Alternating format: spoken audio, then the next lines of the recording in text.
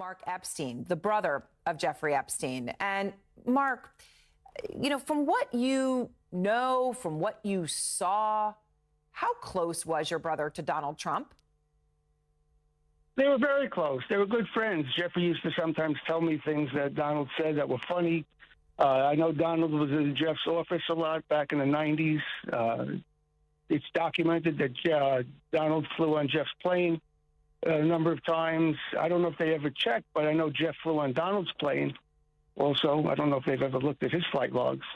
And they were good friends. I flew on Jeff's plane. It's known I was on a plane in 1999, flying up from Florida, and Donald was with us. And we were all joking around. They were good friends. So, tell me about that. I know there was something on that flight that you remember about your brother and Trump. What is it? Well, it was a funny thing when we were talking, and stick a pin in that. A couple of weeks or a week before that flight, I was talking to Jeffrey, and he told me that he was talking to Donald, and he asked Donald, "How come you sleep with so many married women?" And Donald's answer was, "Because it's so wrong."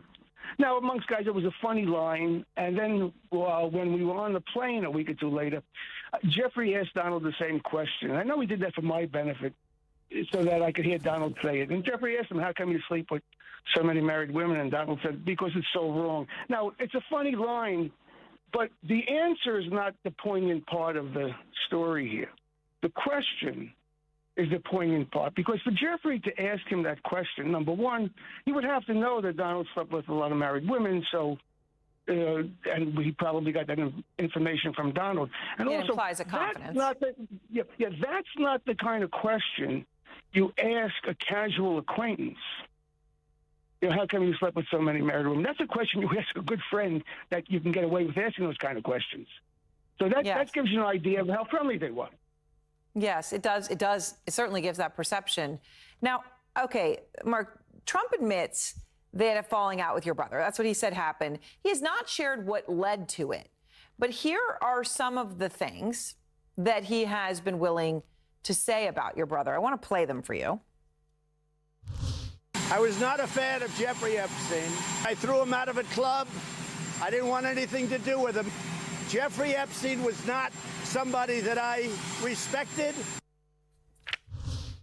That does not fit with what you're telling me, Mark.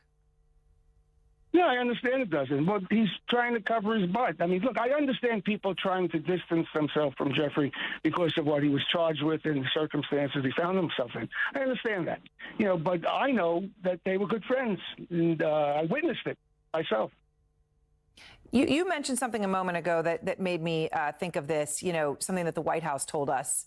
We talked to a woman who accused your brother of sexual assault, and she also talked about an encounter with Trump at your brother's office. This was in 1995. She found it disturbing. She said she told the FBI twice to look into people around your brother, including Trump. But she talked about this incident that she said happened in his office, and the White House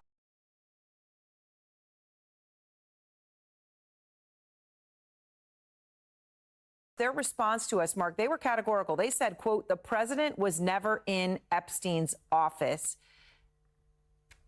Is that true? That's just another blatant lie, because he was there. The people that worked for Jeffrey in his office, you can find them. They can testify that they saw Trump in Jeffrey's office on numerous occasions. So for him to say he wasn't there, all I can say is that's just another lie.